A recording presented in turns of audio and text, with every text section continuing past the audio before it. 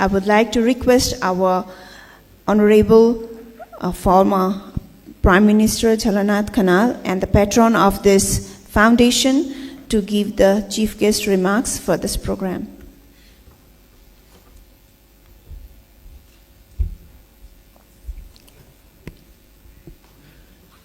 Thank you, ma'am.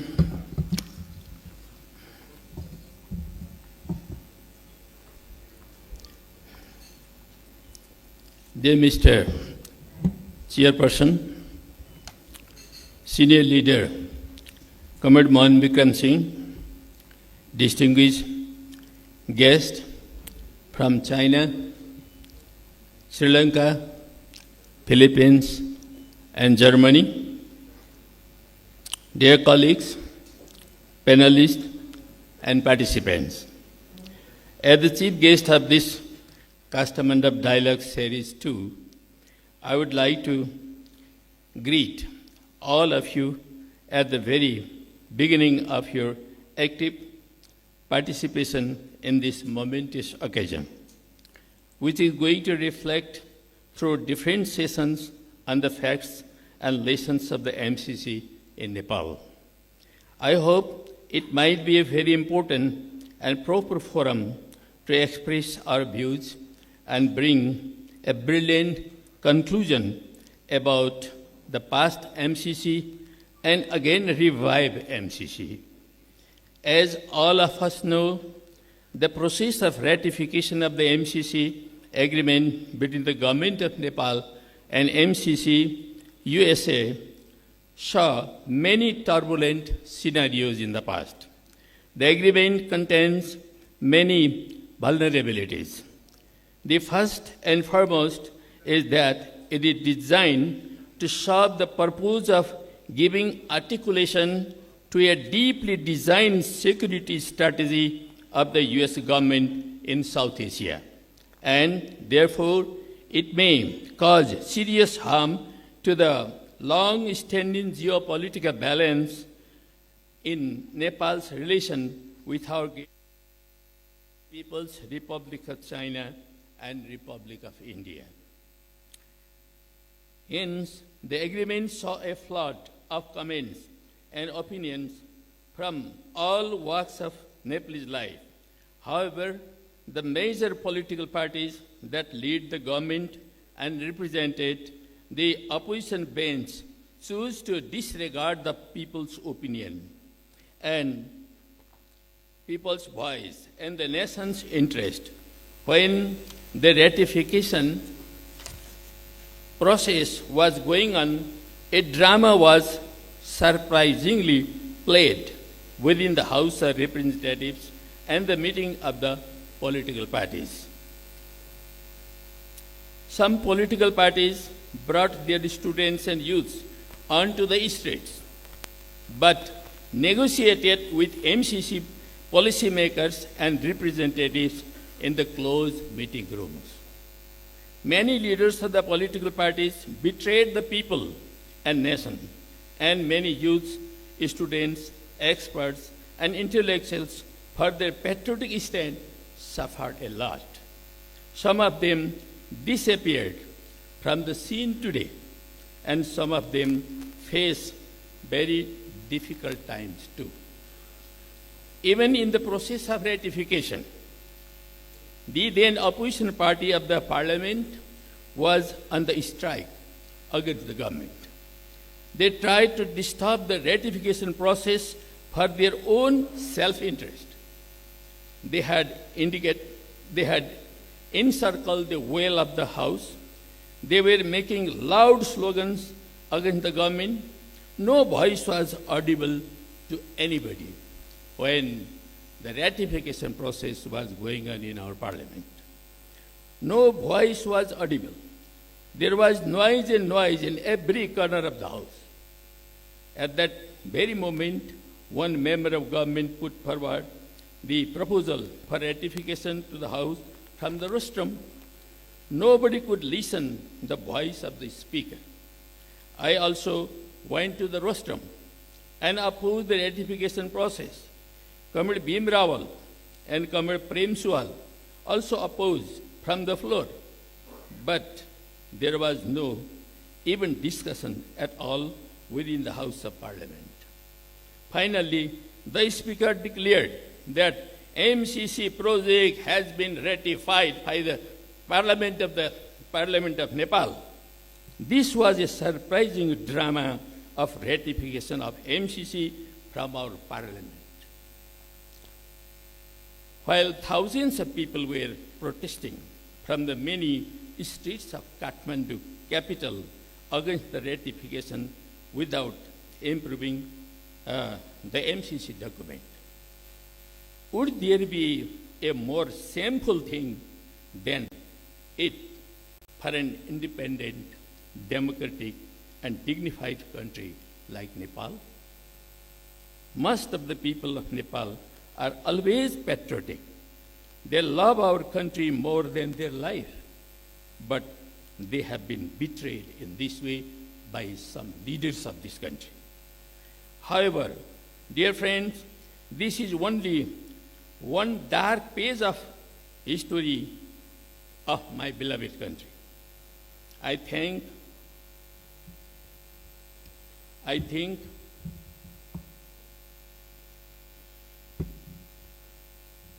such events are normal in the patriotic movement in the international arena too. Patriotic people everywhere must be bold enough to defend the interest of the people, nation, and their country. The betrayal of some so-called leftist outfits was outrageous in our country. They are trying to prove the MCC neoliberal strategy as a great boon to the national economic development of Nepal. It means that they fail to see the prospect of socialist revolution and transformation in our country, as predicted even in the recent constitution of our country. In this backdrop, it is necessary to reflect on what the MCC projects has achieved over the last 7 years, since the agreement was signed in 2017. The nation stands in the dark regarding its implementation. The nation does not know who works on this project, and the nation's parliament does not even refer to the progress in the parliament. The 2019 implementation agreement provides that the government of Nepal should stay completely away from the implementation of the project.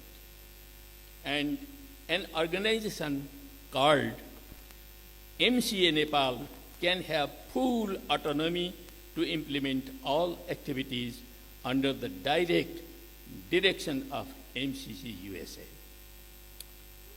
Dear colleagues, you can see a national depression has been looming large. No ruling and opposition party leaders dare to speak in this regard. They are silent unusually. Unfortunately, those political leaders and bureaucratic officials might have their children in the USA, and therefore it is risky for them to reflect critically on MCA in Nepal. The ruling and some opposition political parties have lost sight of the geopolitical character of Nepal's foreign policy. Nepal's economic relationship with neighboring countries has been in disarray. Neoliberal consumerism has densely emerged in Nepal.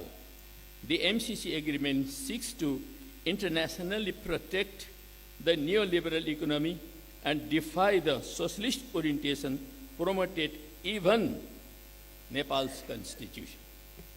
In this context, this conference is very, very vital and imminent. Dear friends, as we know, there were 2 agreements signed. Gyanendra Bahadur Karki signed the first agreement with Jonathan Nash in 2017, and the then Finance Minister Yuvraj Khatiwada signed the second agreement with the Vice Chair of the MCC in 2019. Interestingly enough, While the Nepali Congress has initiated MCC, the honor of expanding the agreement goes to the government led by one communist faction. Sometimes it looks like a joke, but it has been a reality. Of these two agreements, only the 2017 agreement was submitted to the House of Representatives for ratification or approval. Nonetheless, none of these agreements has a provision having requirement of parliamentary ratification. Both these agreements are financial aid agreements. They are bilateral agreements in nature, and they in no way fall in the category requiring ratification by the parliament. The only motive behind ratification was to endorse the provision of the agreement that supersedes the supremacy of Nepal's law. And thus, the MCC agreement can control Nepal's governance system. This was the real motive of the ratification of the MCC in such a shameful manner without any discussion from the parliament. There was no discussion at all. Nobody could speak there. There was noise and noise and noise. So amidst that situation, that was ratified. Therefore, the ratification is looked for endorsement of these U.S. laws and policies, officially by the legislative body of the country like Nepal, where new parliamentary democracy was established recently. However, the agreement has been vague and has been fully prepared without paying attention to the interest of Nepal. The document shows that the involvement of the Nepalese side in the drafting role seems very poor or negligent.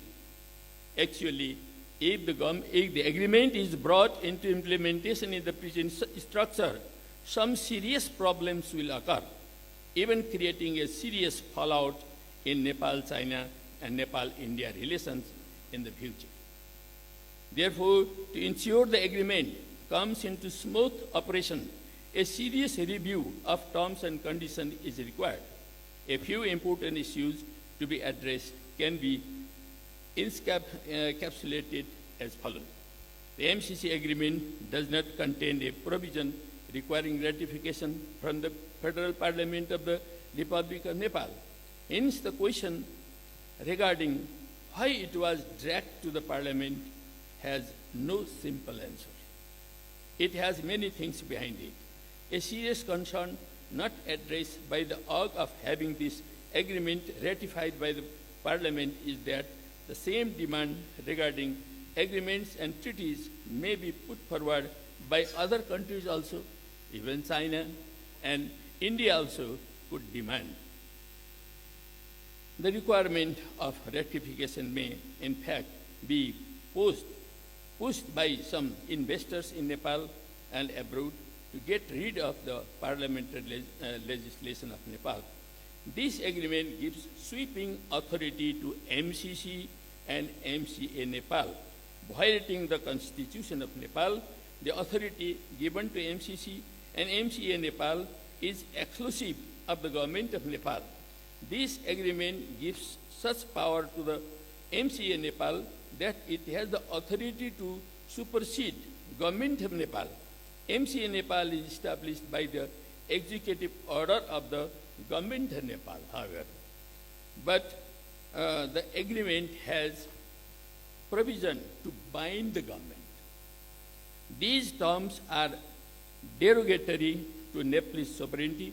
Nepal's executive power under Article 75 of the Constitution cannot be questioned, cannot be transformed, cannot be reduced or abrogated by an agreement signed with the foreign government. Dear colleagues, this agreement allows MCA Nepal to recruit foreigners, and the government of Nepal is subject to granting a visa for an unlimited period. Why? There is no answer. No agreement can transfer the power of a government that directly relates to the security of Nepal. This agreement factually obliges Nepal to sign the electricity deal only with India. It creates a monopoly of India in the electricity market of Nepal. This cannot be acceptable. Under the Vienna Convention on the Law of Treaties 1968, ultimately, this agreement will be a tool of bargaining with India. Finally, yet importantly, the ownership of the government over land property used by project activities is also in question. Without properly, it is said that from those land already under the leadership of MCA, under the ownership of MCA, nobody could use that land. I think in the future, if there would be a rail from China to Nepal, the rail must go through that land, but it has already captured by MCC. So it must be changed if we have to bring rail from China to Nepal. Some time ago, the new administration of President Trump of America issued an order to stop US aid and MCC. But again, sometime before, US administration has revived MCC, particularly in Nepal. Only Nepal. Why? Why this inconsistency from US government? What has been the reason behind it? Is it not again Nepal being in a must strategic location geopolitically? We have to find out a proper, practical, analytical, and logical answer about this change. For this purpose, we have organized this another Kathmandu Dialogue Series 2. I hope there would be a very lively, cordial, factual, and logical discussion in all the sessions today and tomorrow, and bring a very practical and logical conclusion in the context of very fastly changing global and regional political scenario around us, so that our relation in the future with our neighbors and with the world would be more fruitful. With these reflections, I would like to end my remarks. Thank you very much for your attention. Thank you.